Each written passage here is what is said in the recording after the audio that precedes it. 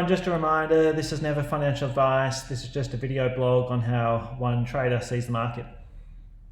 Hey everyone, welcome to Breakout Wednesday for June 3, 2020. It's about 4 p.m. Sydney time. The markets have just closed. Here's the Nasdaq, which is nearing all-time highs, and the All Ords, which is still trending up. So it's an incredibly good market at the moment.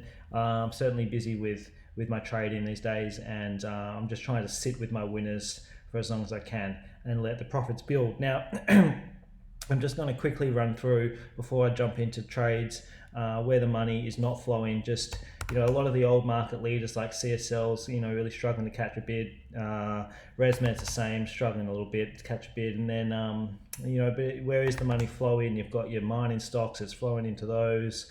You've got your payment companies and your tech stocks, it's flowing in there. That's... I could talk on and on. There's a lot of retail stocks. Obviously, Kogan have just been so good, but there's still some areas where that are lagging, and so I'm trying to stay clear of those, obviously. Okay, and just concentrating on the big explosive moves. So I'm just going to quickly run through last week's trades because there are a few to get through, and then I'll just move on to some for this week that are forming. Okay, I'm going to move pretty quick, and if you're struggling to keep up, go back, listen to last week's talk because it'll make a lot more sense if you're a consistent listener to Breakout Wednesday. So ABMD, the little Nasdaq company, I'm still long the second lot, and I'm just letting it run using a 10 exponential moving average or support break. So the thing about bull markets is that there's a lot of people who are right on calling a stock that's going to break out and have a run, but there's not that many people who have the ability to sit tight and let the profits grow, and that's the hardest thing. Taking a quick win, it's so tempting to do, but if you do that, you're never going to take a huge win, right? So I'm just being super patient with this stock, letting the second lot run and seeing how high she can go. Sim is another one, broke out, talked about this last week, stuffed around for a few days and had another break today, and it's gone for it a little bit. And so obviously, I'm obviously long that now, and I'm going to sit tight. I'm not going to watch it during the day, and I'll let it just chop around and do its thing, and then hopefully in a few weeks or whatever, it's chopped its way up here to my profit target. Okay, my risk reward in this trade is attractive. It's like 3-1, and so I'm happy just to sit back and let the market do its thing with CIM. Okay, moving on. MIN broke out today. I think it closed about at the breakout level. I have a stop down here below the support and little congestion area there. So pretty happy with that setup, and we'll see how that unfolds over the next few weeks. Got had a trade in GSS. Okay, this had a Darvis box up here along the top here, but I just kind of entered yesterday actually on a break of this triangle congestion. So sometimes you can just get preempt the break of the Darvis boxes by using this kind of strategy. It's I guess a little bit more risky, but I tend to do it with these really nice big setups. So I've talked about this stock a bunch of times and posted to Twitter about it as well. Awesome breakout today, new all-time highs. This is classic Darvis. It's got it's classic Darvis just written all over it. So hopefully this just explodes a bit further, and I'll trim half of my position, then let the other half run. Okay, moving on again. The only trade really over the last week that hasn't gone to my liking so far is E25. Okay, I bought this at a various bunch of different prices. So I had this little sloping pennant here on a especially on an intraday chart. So I got a bit at 405 and a bit up here at 425, and so I'm in the red on that at the moment. And I've got a stop down here, so a bit of a wider stop than normal. Because it's just such a forgiving bull market at the moment. It seems that most of my trades just to look like they're going to lose and then they win, and so I'm just giving them a bit of extra room. And so I've got my stop down here at this level, and we'll see how that unfolds. I'll follow that up again next week. Moving on. Okay, I did not trade NTO. I was pretty clear last week that I needed that to have another 3 days below the 1.7 level. It broke out the next day, didn't touch it. I guess when I say that I need an extra few days below a level, there is a reasoning behind that. The market depth on that chart had looked pretty bad. I mean, there were so many sellers just above the 1.7 level. And I was just watching that unfold. So I don't know, maybe news came out this day, but I didn't have any part of that trade, luckily. So moving on, ZNO, huge breakout of this Davis box here. Okay, I've trimmed half of this position at the depth of the box, which is up here somewhere, letting the other half run. So that's just a classic setup. It's kind of breaking this triangle pattern here, as well as a Davis box, which the Davis box gave us a double top and this tiny little handle here. It's just, there's so many patterns within this one big pattern. The volume is beautiful, and it's just, it has it's a textbook perfect trade, that the ZNO setup. And the other one I'm entered is Tesla. Okay, and I bought that on this day here. It just poked its head by a few cents above this resistance line, and I'm still in it. I'm still holding the whole parcel, and I'm hoping for a move a lot higher in Tesla. Okay, so I had kind of one losing trade out of those 6 or 7. And that's not normal. Okay, I've been trading for a long time, and I'm telling you now, that's not normal to have a strike rate like that. It's not really anything to do with necessarily with the skill of the trader at the moment. It's a very good market, and if you know how to pick breakout stocks, then most people are most likely having a bit of a winning streak right now. If you're not, if you've been losing money, you probably need to reassess what the hell you're doing, and go back to the drawing board. So a few setups that I am watching at the moment form 88. Okay, it's forming this tight range. It's not a huge base, but I like the tightness there, and so I'm just going to look at that for a bit of a short-term trade. NEU still basing, okay, on a weekly chart. It looks super nice, and this guy's just basing along, so I'm just going to keep an eye on NEU. I will trade that one, definitely. BDC, Bardock Gold. Okay, it's just basing up here.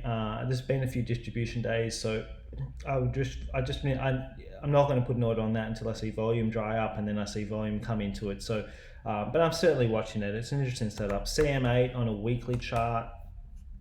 This little tiny little penny stock, and it's got a clear base here on a weekly chart that I'm watching. Okay, and for a big move. Sorry guys, I've got obviously a sore throat at the moment, and I don't have COVID though, believe it or not. So moving on, MME. Money Me is forming a nice tight little range here, and watching that one. I presume there's some sort of payday lending stock. I hate those companies, but I'm just gonna still gonna trade this. If it can just dry up a bit more. I see this day here. I mean, it's just a perfect day. Hardly did anything. I'd just love to see another few of those days. Like the 29th of May. But I'm going to trade that either way. Okay, and PDN. Okay, I'm a bit dubious on this whole uranium thing. I'm not smart enough to understand the fundamentals behind uranium stocks at the moment, but can't really argue with that base. And I still haven't had time to do some reading on that company. I have not got an order in yet. I'm going to find the time this weekend, so hopefully it doesn't break out before then. But it's a huge base forming on a weekly chart. Looks big too, and so PDN. Now, just quickly flicking through a few on the Nasdaq market. So IVI had a huge earnings announcement here, gapped up, it's base in. This for me is a sort of setup that I just need to take statistically, because I'm going to win more than I lose. Okay, and I think most people think, well, it's gone up so much, but so's Afterpay, right? And so's all these companies, the good ones with big earnings and big growth and all these new customers coming on board. They tend to just keep going up. Now, one of the biggest stocks out there, Microsoft, is based in, and so this stock is still. I like this company. Obviously, it's one of the biggest companies in the world, but it's based in the all-time highs.